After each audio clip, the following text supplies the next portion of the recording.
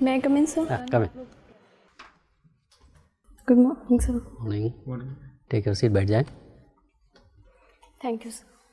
साक्षी, Yes, sir. आपने graduation किया है पॉलिटिकल साइंस और सोशियोलॉजी लेके. Yes, sir.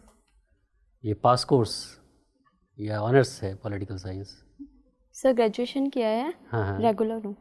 अच्छा, रेगुलर ग्रेजुएशन, ऑनर्स नहीं किया है? ऑनर्स अभी मैं कर रही हूँ, हिस्ट्री से एमए. हिस्ट्री से एमए कर रही हैं अभी जी आप? सर. अच्छा. फर्स्ट विंग है. तो आप पॉलिटिकल साइंस का अध्ययन किया, सोशियोलॉजी का अध्ययन किया, अब आप इतिहास पढ़ रही हैं. Yes sir. क्यों? सर जब मैंने ग्रेजुएशन किया तो जो सब्जेक्ट्स कॉलेज में अवेलेबल थे वो ले लिया.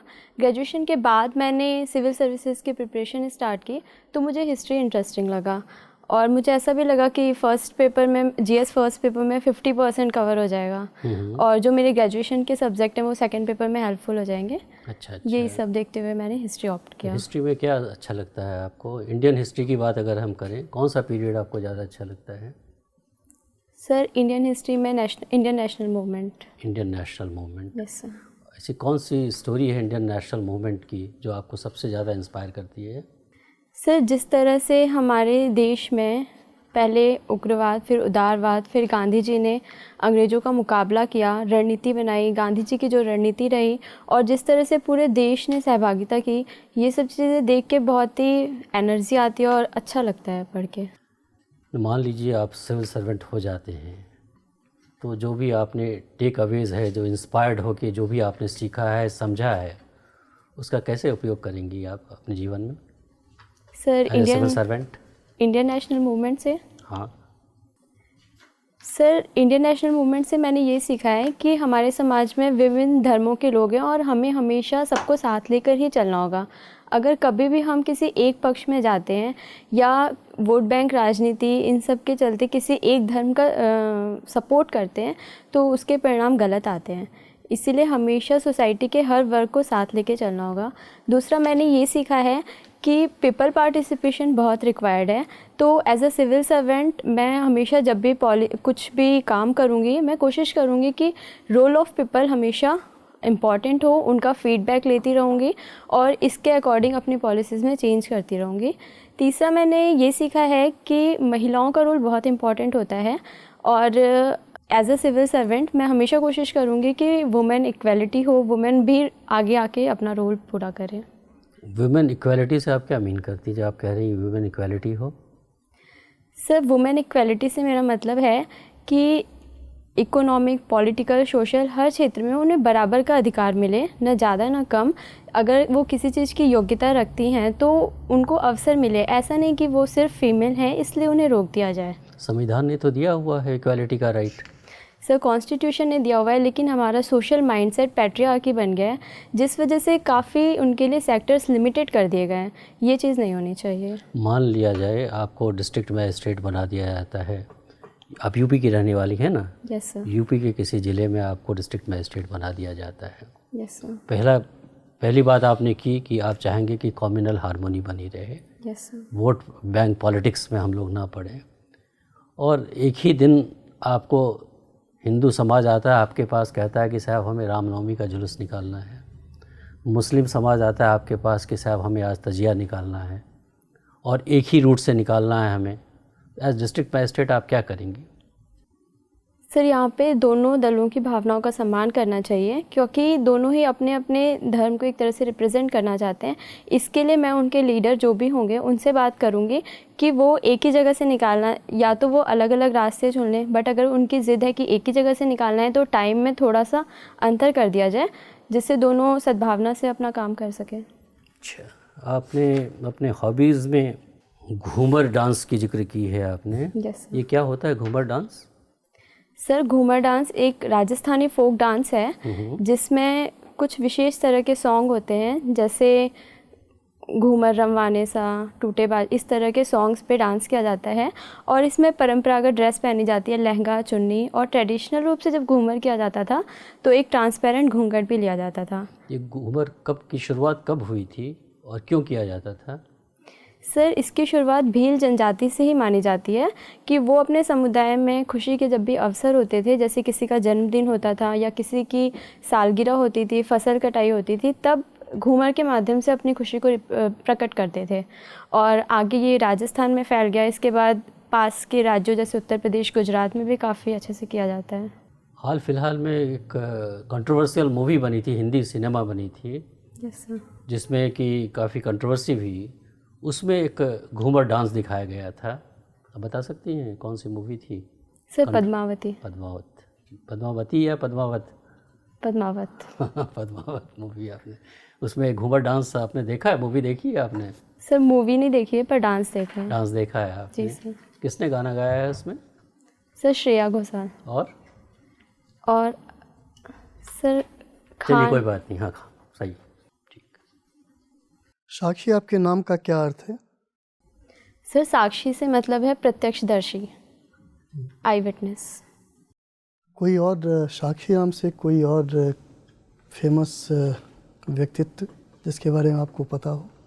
सर साक्षी मलिक भारत की एक फ्री स्टाइल रेसलर हैं जिन्होंने 2016 के ओलंपिक में ब्रॉन्ज मेडल जीता था। अच्छा, कहाँ से है वो, किस राज्य से? हरियाणा। हरियाणा से। हरियाणा में कहाँ से? सॉरी सर मुझे वो आइडिया नहीं है। चलिए कोई बात नहीं। अच्छा, गारमेंट्स, यस, शायद आपका परिवार गारमेंट्स के बिजनेस से, या जैसा मैंने अभी पढ़ा कहीं पे गर गारमेंट्स करके है, ये क्या है गर गारमेंट्स? सर एक शॉप है हमारी रॉबर्ट्सगंज में। अच्छा, आपकी शॉप है? जी सर। तो गारमेंट के बारे में कुछ बताइए। गारमेंट्स के बारे में? उत्तर प्रदेश में गारमेंट्स के बारे में कुछ बताइए। सर उत्तर प्रदेश में टेक्सटाइल इंडस्ट्री का हब कानपुर रहा है। इसके अलावा हमारी एक रिटेल शॉप है रॉबर्ट्सगंज में ही, जिसमें शर्ट, पैंट, इस तरह की आइटम्स बेची जाती है। मैनचेस्टर ऑफ इंडिया किसको कहा जाता है? सर मुंबई। आप श्योर हैं? Yes sir. और Manchester of north India Kanpur. अच्छा, मैनचेस्टर कहाँ है? सर ये यूरोप में है, मेरे को एग्जैक्ट नहीं पता है। क्यों, जैसे मान लीजिए आपने मुंबई के बारे में ही कहा, मैनचेस्टर ऑफ इंडिया, या कानपुर के बारे में ही कहा, तो क्यों उन्हें कहा जाता है मैनचेस्टर?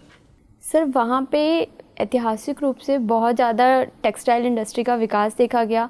वहाँ के जो लेबर थे वो उसमें स्किल्ड हो गए, जिसकी वजह से वो इंडस्ट्री और ज़्यादा फैलती गई और एक तरह से हब बना हुआ था, इस वजह से कहा जाता है। यद्यपि अब ऐसा नहीं है, अब देश के कई जगहों पे टेक्सटाइल इंडस्ट्री डेवलप्ड हो रही है और कानपुर की टेक्सटाइल इंडस्ट्री की जो टेक्नोलॉजी है वो उतनी अपग्रेड नहीं हो पाई है, इसलिए धीरे धीरे कम होती जा रही है। ड्रेन ऑफ वेल्थ सुना है आपने? यस। किनका सिद्धांत है ये, बताइए कुछ। दादा भाई नौरोजी जी ने ये सिद्धांत दिया था। इंग्लैंड डेब्ट टू इंडिया ऐसी एक पुस्तक लिखी थी, उसमें ड्रेन वेल्थ फ्रॉम इंडिया कहा था। उनका कहना था कि जो अंग्रेज हैं भारत में भू राजस्व, लगान इत्यादि के माध्यम से हमारी संपत्ति को विदेश लेके जा रहे हैं और इसका परिणाम ये हुआ है कि देश में पर कैपिटा इनकम केवल 20 रुपये रह गई है। इसको उन्होंने ड्रेन ऑफ वेल्थ कहा था। अच्छा, कोई मुझे ध्यान आ रहा है डैनियल डिफो की। डैनियल डिफो नाम सुना है आपने? Sorry sir. Robinson Crusoe? नहीं सर। सुना है ना? नहीं सुना है। रॉबिन्सन क्रूसो का भी नहीं सुना है? अच्छा, चलिए कोई बात नहीं है। अब मुझे एक आपने कहीं वेस्ट मटेरियल के बारे में कुछ लिखा हुआ है। Yes sir. ठीक है ना, तो क्या है ये? सर ये मेरी इंटरेस्ट है। मैं स्कूल टाइम से ही हमारे स्कूल में प्रोजेक्ट्स दिए जाते थे कि पेन स्टैंड बनाना है या फिर घर से जो भी वेस्ट मिलता है उससे कोई शो पीस बनाना है। तो ये मुझे बहुत ही अच्छा लगता था बनाना। घर में भी मैंने अक्सर देखा था मम्मी को कि वो बची हुई उनसे एक अच्छा स्वेटर बना देती थी। तो ये मेरे को एक हॉबी की तरह डेवलप्ड हो गया और मैं जब भी मुझे कोई नया सामान चाहिए होता है, मुझे लगता है कि मेरे पास कोई वेस्ट सामान पड़ा हुआ है जिसका यूज़ करके मैं बना सकती हूँ। अच्छा, वेस्ट मटेरियल के डिस्पोजल के लिए अलग अलग मतलब ढंग से किया जाता है डिस्पोजल, कुछ पता है उसके बारे में? कैसे डिस्पोजल किया जाता है? जी सर, इसके कई तरीके हैं। जैसे एक लैंडफिल करते हैं, ज़मीन में दबा देते हैं। दूसरा इंसिनरेशन होता है कि वेस्ट मटेरियल से हम एनर्जी बना देते हैं, या फिर एक अवायवीय श्वसन के माध्यम से किया जाता है। इसके अलावा एक 4R प्रोसेस होता है जिसमें रिड्यूस रीयूज़ के बाद हम उसको रिसाइकल करने की कोशिश करते हैं, जैसे न्यूज़पेपर, प्लास्टिक, और इससे पुनः दूसरे उत्पाद बना देते हैं। कौन सा कंट्री है जो सबसे ज़्यादा वेस्ट मटेरियल प्रोड्यूस करता है? सॉरी सर, मुझे नहीं पता, इसके बारे में ज़्यादा ध्यान नहीं। चलिए कोई बात नहीं। एक और सवाल का मुझे जवाब दीजिए। समाज शास्त्र में, सोशियोलॉजी में एक सोशल बॉन्डिंग करके सिद्धांत है, कुछ पता है उसके बारे में? सब पर्टिकुलर सिद्धांत के बारे में मुझे नहीं पता है, लेकिन एज जनरल सोसाइटी में अगर देखा जाए इंडिया के परिप्रेक्ष्य में, तो इतने धर्मों, जातिगत विविधता है, भाषाई विविधता है, फिर भी सभी एक साथ रहते हैं, टॉलरेंस के साथ रहते हैं, एक दूसरे के कस्टम को अप्रिशिएट करते हैं। इसको मैं सोशल बॉन्डिंग के रूप में देखती हूँ। चलिए ठीक। अभी आपने, ये आपका पहला साक्षात्कार है? Yes sir. इससे पहले आपने प्री दिया है? जी सर। ओके। अच्छा, जो भी सर ने सवाल पूछा हो, जिसका मैं वहीं से शुरू करता हूँ। आपने कहा सभी लोग बड़े सहिष्णुता से रहते हैं। मैं तो सहमत नहीं हूँ इस विचारधारा से। आए दिन दंगे होते हैं, थोड़े छोटे छोटे सामाजिक तनाव के ऊपर लोग उत्तेजित हो जाते हैं। और सर ने भी एक सवाल इससे मिलता जुलता पूछा था कि दो अलग अलग समुदाय के लोग जुलूस निकालना चाहते हैं, एक ही समय पर निकालना चाहते हैं। आपने कहा कि हम उन्हें अलग टाइम दे देंगे, लेकिन ये लड़ाई तो उसी बात की है, साथ साथ निकालेंगे। तो कैसे आप उसको हैंडल करेंगे, ये बताइए। मैं आया हूँ, मेरे साथ एक और लोग आए हैं, और मेरा टाइम तो वही है, मैं तो नहीं बदलने वाला। बताइए। और आप उनको कहेंगे कि नहीं सब लोग प्यार से रहिए, तो कहने वाली बात है। मैं तो नहीं मानता कि लोग प्यार से रहते हैं। तो कैसे हैंडल करेंगे आप इस सिचुएशन? सर, अगर वहाँ की मैं डिस्ट्रिक्ट मैनेजर हूँ तो मेरे पास अथॉरिटी है कि मैं उन दोनों को मना भी कर सकती हूँ जुलूस निकालने के लिए।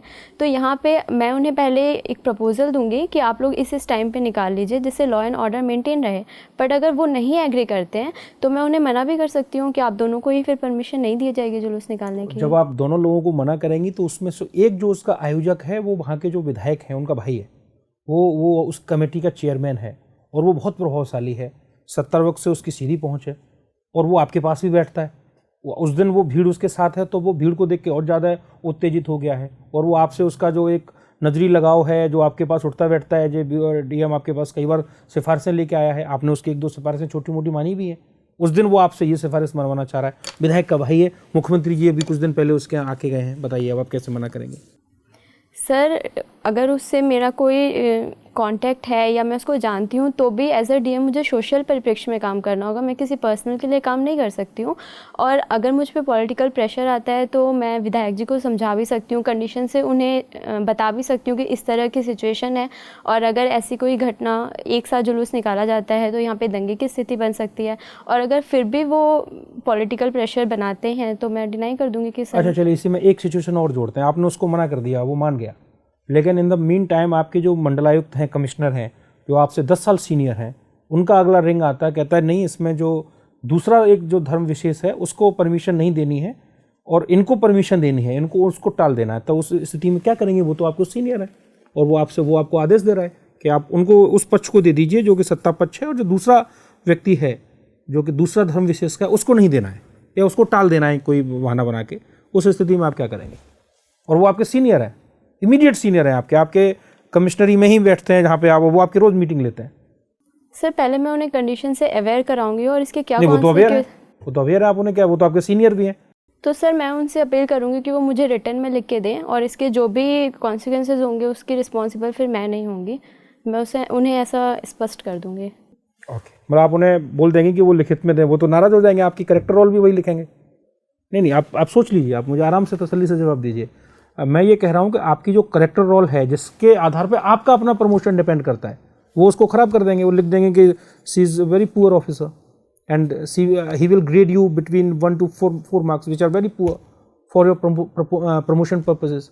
Then what exactly will you do in that situation? Sir मैं यही करूँगी, मैं उनसे रिटर्न में लिखने को दूंगी, और जो भी कॉन्सिक्वेंसेज होंगे उसके रिस्पॉन्सिबल फिर वही होंगे। और जो मेरा फीडबैक है ये मेरे काम पे डिपेंड करता है।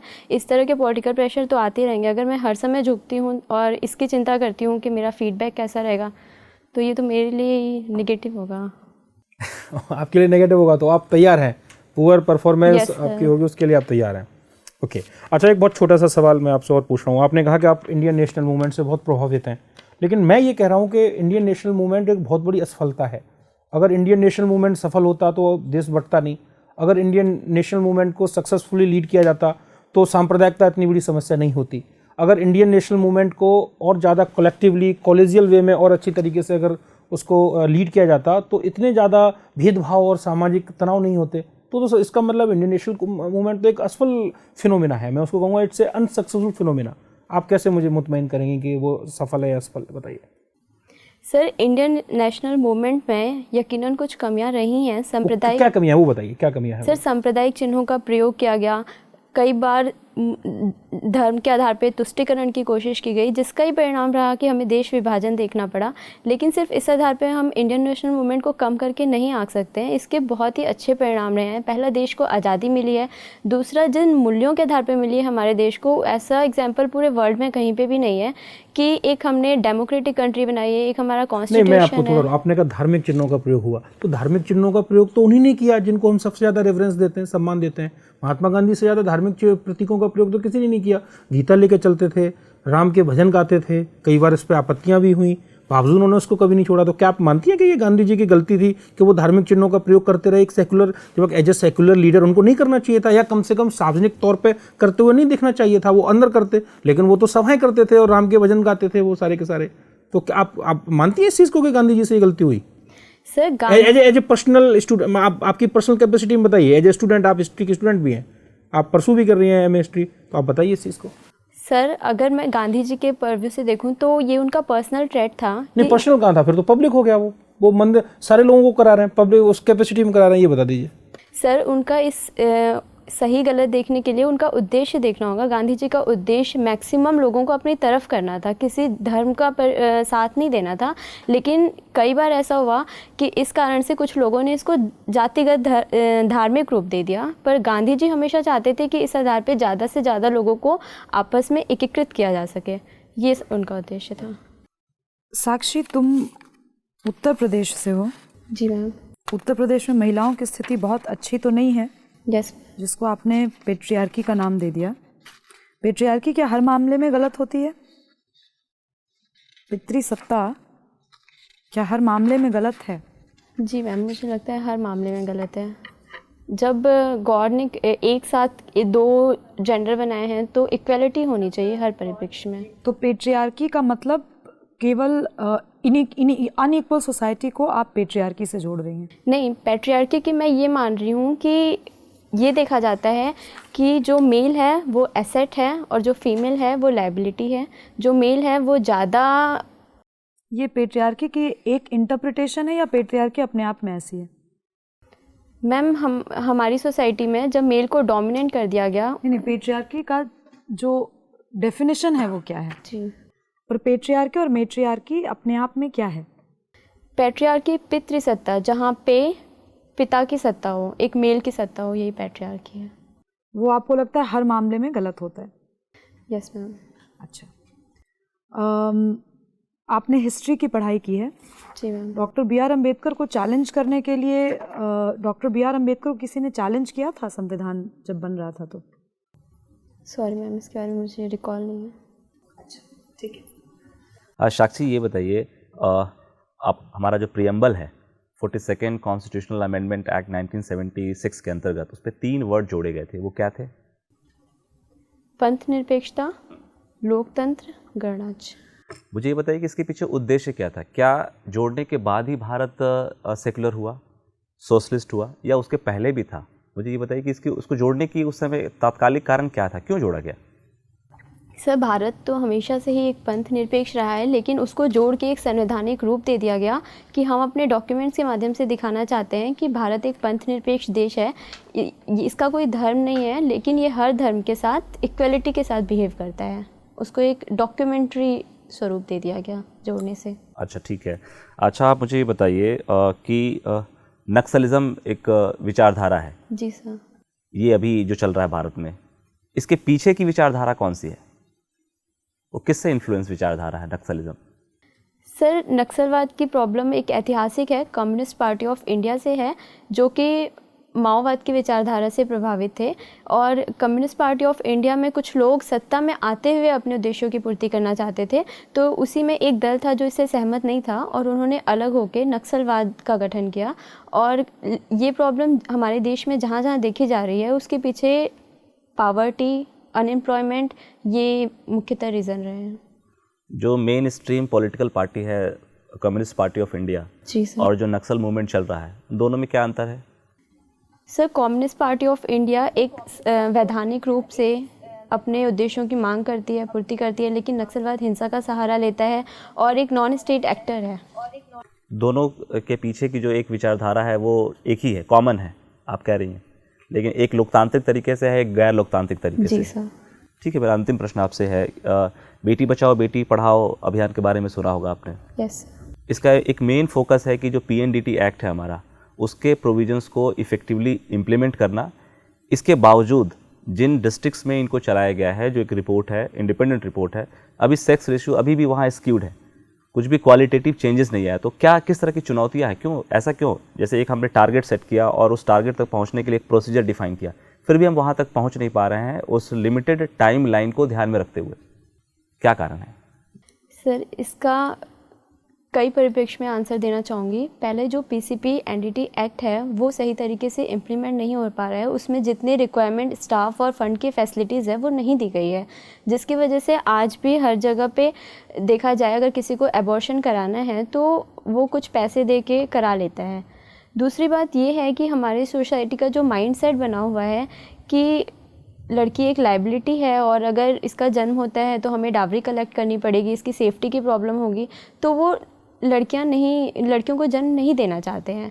और एक और मुझे रीज़न दिखता है कि आजकल संपन्न परिवारों में 1 बच्चे या 2 बच्चे की पॉलिसी देखी गई है। अगर उन्हें पहला लड़का हो जाता है तो फिर वो आगे बच्चे नहीं पैदा करते हैं, जिसकी वजह से भी सेक्स रेशियो पे फ़र्क दिखता है।